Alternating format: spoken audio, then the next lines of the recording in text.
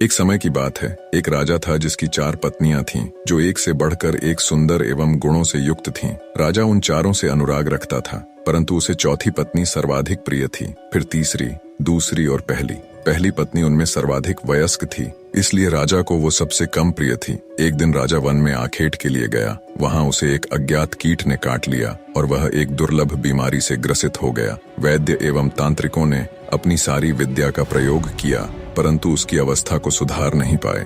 अंततः उन्होंने यह कहा कि राजा की मृत्यु निकट है और अब वह कुछ ही दिनों के अतिथि हैं। राजा ने अपनी संपत्ति को रानियों में विभाजित करने का निर्णय किया, क्योंकि उसका कोई उत्तराधिकारी नहीं था। परंतु सामान्य रूप से विभाजन करने की जगह कौन सी रानी उसे कितना प्रेम करती है, इस आधार पर संपत्ति को बांटने का निर्णय किया। उसने एक चतुर योजना बनाई और सभी रानियों को एक एक करके बुलाया। उसने कहा, मेरे जीवन के केवल 3 दिन शेष हैं। मैं तुम्हें एक रहस्य बताता हूँ। बहुत पहले मुझे एक साधु ने एक शक्तिशाली यंत्र दिया था, जिससे मुझे स्वर्ग की प्राप्ति होगी यदि मैं साथ में एक और व्यक्ति को ले जाऊं।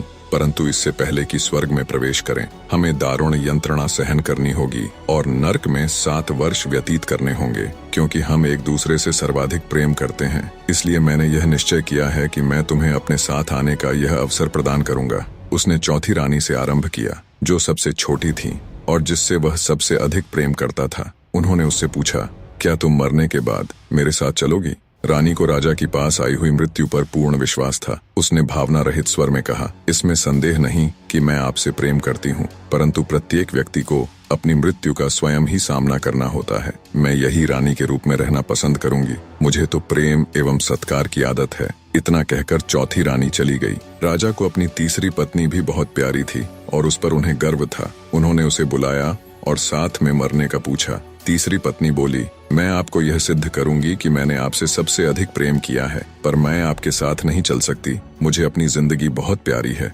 राजा की दूसरी पत्नी हर मुश्किल समय में उनका साथ देती आ रही थी। जब कभी राजा किसी मुसीबत या उलझन में होता तो वही उसका निवारण करती। राजा ने उससे भी साथ चलने के लिए पूछा, जिस पर दूसरी पत्नी ने कहा, माफ कीजिए महाराज, मैं इसमें आपकी कोई मदद नहीं कर सकती। मैं आपका अंतिम संस्कार जरूर करवा सकती हूँ और मैं उस वक्त तक आपके साथ रहूंगी। तभी एक आवाज आती है, मैं आपके साथ चलूंगी और जहाँ भी जाएंगे वहाँ जाऊंगी, भले ही वो मौत के बाद का सफर हो। राजा ने देखा, ये उनकी पहली पत्नी की आवाज थी। राजा अब शांति अनुभव करता है कि कोई तो है जो उसे बिना किसी अपेक्षा के प्रेम करता है, पर उन्होंने उस पर सबसे कम ध्यान दिया था। राजा को बहुत शर्मिंदगी महसूस हुई। उन्होंने कहा, जब तक मैं जीवित था तुम्हारा ध्यान रखना चाहिए था, तुम्हारी कद्र करनी चाहिए थी। उन्होंने पहली पत्नी से माफी मांगी। दोस्तों, वास्तव में यह कथा आपकी, हमारी और प्रत्येक मनुष्य की है। हर व्यक्ति की 4 पत्नियां होती हैं। चौथी पत्नी है हमारा शरीर। हम इसे खूब सजाते हैं, गहने पहनाते हैं, अच्छे कपड़े पहनाते हैं, पर आखिर में ये हमारा साथ छोड़ देती है। हमारी तीसरी पत्नी होती है धन संपत्ति। हम जीवन का बहुत सारा समय घर को साजो सामान से भरने में लगा देते हैं, वो भी हमारे साथ नहीं चल सकती। दूसरी पत्नी है हमारा परिवार और दोस्त। वो हमारा हर सुख दुख में साथ देते हैं, लेकिन ज्यादा से ज्यादा वो हमारे आखिरी समय में हमें अलविदा कहने आ सकते हैं, पर साथ में नहीं चल सकते। अब सोचिए, चौथी रानी कौन होगी जो हमेशा हमारे साथ जाएगी, पर जिसको हम कभी महत्व नहीं देते।